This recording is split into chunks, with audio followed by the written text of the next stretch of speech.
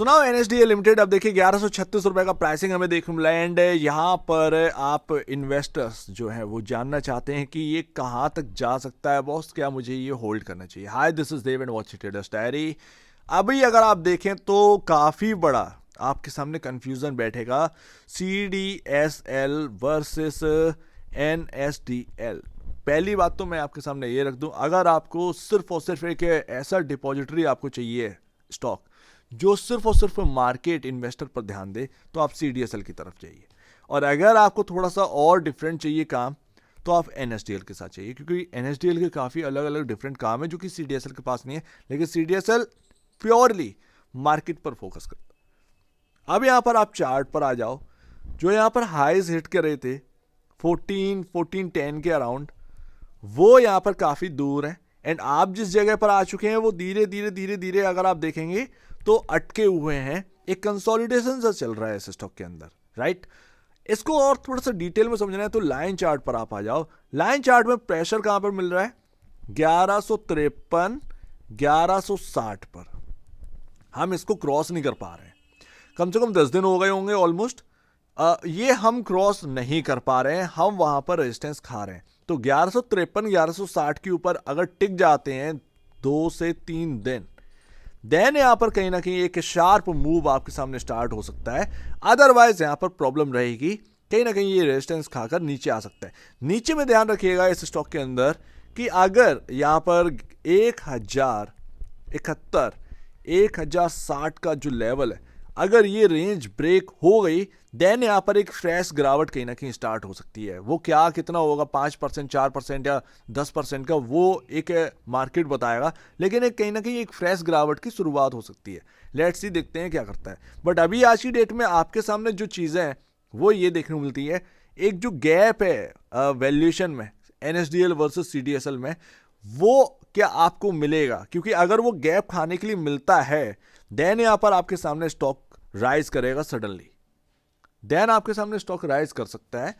अब ये डिफरेंस कितना बड़ा है? ऑलमोस्ट नियर आप देखेंगे 10,000 करोड़ के आसपास का डिफरेंस मिलता है मार्केट वैल्यू, राइट। क्या NSDL बहुत पीछे है? नहीं। क्या CDSL बहुत आगे? नहीं, ऐसा नहीं है, थोड़ा सा डिफरेंस है। लेकिन इस सेक्टर के अंदर 10 करोड़ का प्रॉफिट में अंतर भी बहुत बड़ा अंतर हो जाता है, क्योंकि इतना ग्रोथ नहीं है कि आप सोचें कि 110 करोड़ आपका पिछले क्वार्टर में आया तो इस क्वार्टर में, आने वाले क्वार्टर में आपका एकदम से 180 करोड़ या 160 करोड़ का प्रॉफिटेबिलिटी निकल आएगी। इतना यहां पर मार्जिन नहीं है, इतना प्रॉफिट नहीं है, ठीक है ना। तो ये ध्यान रखिएगा। तो 10 करोड़ का प्रॉफिटेबिलिटी में अंतर भी काफी बड़ा अंतर हो जाता है एंड दैट्स वाई CDSL आज की डेट में 33,653 करोड़ के वैल्यूएशन पर है और आप 22,730 करोड़ की वैल्यू पर हो, ये है। उसके बाद आप आ जाओ सेल्स का नंबर, जो कि रिकॉर्ड यहां पर निकाल दिया है सितंबर 2025, अच्छे नंबर आए, मार्जिन 32%, ये अच्छी बात। आपका ऑपरेटिंग प्रॉफिट जो है वो वापस से 127 करोड़ आ चुका है, यानी कि आप जो प्रीवियस ईयर का जो यहाँ पर ऑपरेटिंग प्रॉफिट था उसको क्रॉस कर चुके हैं, यानी कि नंबर हर हिसाब से सही है। उसके बाद आप आ जाओ प्रॉफिटेबिलिटी में, 110 करोड़ का प्रॉफिट, यानी कि लगातार आपका यहाँ पर ना जो क्वार्टरली नंबर है वो बेहतर ही आ रहे हैं। बीच बीच में स्लो डाउन आया था, CDSL में भी आया था, NSDL में भी आया था, जाहिर सी बात है। यहाँ पर अगर आप देखेंगे CDSL का जो प्रॉफिट है वो आपसे कई ज़्यादा है एंड यही अंतर रखता है। अब CDSL ने क्या किया है? CDSL ने जो क्वार्टरली नंबर, जो लगातार परफॉर्मेंस बिगड़ी थी 3 क्वार्टर से ये जगह पर, वो इस क्वार्टर यानी कि Q2 में पूरा कर दिया। मतलब एक 140 करोड़ का जो सेल्स का प्रॉफिट का जो नंबर आया है वो नियरली जो ऑल टाइम हाई जो प्रॉफिट है इनका 162 करोड़ रुपए का, उसके नियर बाई पहुंच चुके हैं। यानी कि जो दिक्कतें थी वो कहीं ना कहीं खत्म होती हुई नजर आ रही हैं, वापस से यहाँ पर सब कुछ सही होता हुआ नजर आ रहा है CDSL में भी। लेकिन अभी अगर आप देखें, जो मैंने गैप की बात करी है 22,730 करोड़ का जो गैप है, 22,730 करोड़ का जो मार्केट गैप है NSDL का, 10,000 करोड़ का जो गैप मिलता है, क्या यहाँ पर ना मार्केट इस गैप को डाइजेस्ट करने की कोशिश करेगा? तो ये अगर करता है देन आपका कहीं ना कहीं स्टॉक का भाव बढ़ता हुआ नजर आएगा, जाहिर सी बात है। अदरवाइज प्रॉफिटेबिलिटी में एक अंतर है तो कहीं ना कहीं मार्केट वैल्यू में भी अंतर रहेगा। हो सकता है कि आने वाले टाइम में, क्योंकि आज की डेट में अगर आप देखेंगे प्राइस टू बुक वैल्यू चल रहा है 10.49 टाइम NSDL का, एंड वहीं पर आप देखेंगे तो about 19 to 20 time CDSL trade कर रहा है प्राइस टू बुक वैल्यू पर। तो मैं ये नहीं कहूँगा कि आप 20 टाइम पहुँच जाएंगे, मैं ये कहूँगा कि 15 टाइम तक का चांसेस हैं। तो यानी 5 गुना यहाँ पर ना बढ़ सकता है, लेकिन वो 5 गुना अगर बढ़ता है तो यहाँ पर ना 500 रुपये तक का यहाँ पर ना उछाल आपके स्टॉक के अंदर आ सकता है, ये आपके सामने। लेकिन वो क्वार्टरली नंबर से ही आ सकता है, क्योंकि अगर आप 5 टाइम अगर आप यहाँ पर price to book value increase करेंगे तो जाहिर सी बात है आपका जो पी रेशो है वो भी इंक्रीज ही करेगा।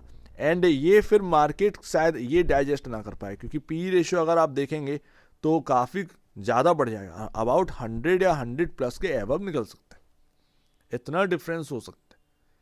तो ये भी ध्यान रखिएगा। तो आने वाले क्वार्टरली नंबर्स ही डिसाइड करेंगे कि इस स्टॉक को जाना किधर है, एक्चुअल बेसिस पर वही दिशा दिखा सकते हैं।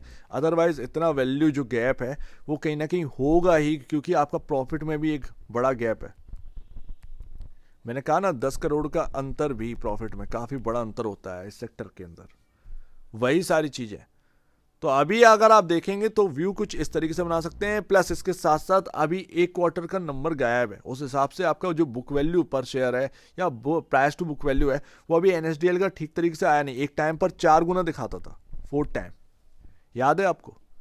तो अभी थोड़ा सा एक क्वार्टर का नंबर और आ जाने दीजिए, उसके बाद सारी चीज़ें सही हो जाएंगी, क्योंकि ये सब कुछ कंप्यूटराइज्ड है, ठीक है ना, ये सब कुछ कंप्यूटराइज्ड है। तो उस हिसाब से, और अगर बाई चांस अगले क्वार्टर में ये बुक वैल्यू आपका price to book value 15 time हुआ या 16 टाइम हुआ, तो जाहिर सी बात है यहाँ पर समझ में आ जाए कि NSDL के पास बढ़ने के चांसेस नहीं है। तो अभी एक क्वार्टर गायब है, क्योंकि अभी अभी लिस्टिंग हुई है, कोई खास ऐसा है नहीं है कि ज़्यादा टाइम हो गया है। और जब भी लिस्टिंग होती है तो नंबर्स गायब होते हैं, और ये सब कंप्यूटराइज्ड है, तो वो सब कुछ कैलकुलेट कर लेते हैं इधर से उधर के क्वार्टर के, वो जस्टिफाई नहीं करते। तो ये पूरी सी बात है। बाकी अगर आप टेक्निकल बेसिस पर पूछेंगे तो मुझे यही समझ में आ रहा, भाई फंडामेंटल बेसिस पर काफ़ी कन्फ्यूज़न है बॉस, कहाँ पर क्या है। लेकिन भाई यहाँ पर आपके सामने जो रेंज है वो यही बनी हुई है, 1071, 1060 नीचे में इंपॉर्टेंट है, ऊपर में 1160, 1153, ये काफ़ी इंपॉर्टेंट है। इवन 1200 पर आपका मूविंग एवरेज है, तो ऊपरी ओर आपका 1160 मान के चलना है, और 1200 ये काफ़ी इंपॉर्टेंट जगह है। हम अगर इसके ऊपर निकल गए तो एकदम से शार्प मूव आ सकता है, कितना आएगा ये कहना काफ़ी मुश्किल है, लेकिन हाँ एक अनुमान अगर देखें, अगर आप चार्ट पर देखें तो कहाँ तक की रैली बन सकती है। अगर 1200 क्रॉस कर दिया देन यहाँ पर आप कह सकते हैं कि बॉस 1300 से ये एक अच्छा खासा पैटर्न जो इन्वर्टेड W पैटर्न है वो बनाकर गिरा था, कहीं ना कहीं 100 रुपये तक की उछाल आई। अगर हमने 1200 के ऊपर टिकना स्टार्ट कर दिया तो आपको 100 रुपये की और उछाल मिलेगी, एंड वो 1300 बताएगा कि आपको कितना आगे तक जाना है, यही हकीकत है।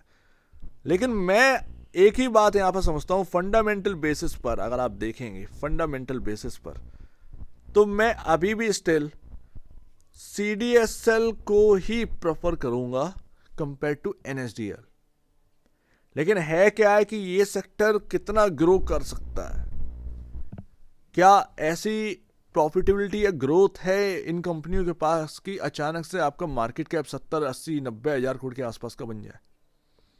वो शायद एक स्टॉक के अंदर एक ब्रेकआउट की वजह से एक उछाल आ सकता है, शायद एक रैली स्टार्ट हो जाए, लेकिन वो आगे चलकर वो रैली बिल्कुल कोलैप्स हो सकती है। इतना ग्रोथ नहीं है कि आप एकदम से आप जो है बढ़ते चले जाएं, बढ़ते चले जाएं, बढ़ते चले जाएं, वो ठीक नहीं होगा। तो ये ध्यान रखिएगा। क्या CDSL आज की डेट में महंगा नहीं है? महंगा है। क्या NSDL महंगा नहीं है? ऑलमोस्ट नियर बाई महंगा है। CDSL 57% ओवर वैल्यूड है, ये ध्यान रखिएगा। CDSL ऑलमोस्ट ओवर वैल्यूड है 57%। NSDL कितना ओवर वैल्यूड है अभी डेटा सामने आया नहीं है, लेकिन मैं CDSL को जानता हूँ, मैंने CDSL का डेटा देखा है, इंट्रिंसिक वैल्यू मैंने देखी है, तो 57% ओवर वैल्यूड हमें देखने को मिलता है कंपेयर टू NSDL। तो समझ रहे ना। तो इसीलिए मैं आपसे कह रहा हूँ कि अगर होल्ड इन लोअर लेवल पर ठीक है, लेकिन यहाँ पर आपके सामने जो टेक्निकल बेसिस है शायद आप उससे चलो तो ज़्यादा समझ में आए। फंडामेंटल बेसिस पर अभी व्यू आप बना नहीं सकते, क्योंकि डेटा आपके पास कंप्लीट है नहीं, और जो करंट डेटा है वो ठीक है नहीं है, जाहिर सी बात। तो इसको ध्यान में रखिएगा, नई लिस्टिंग में यही होता है दिक्कत, बस और कुछ नहीं है।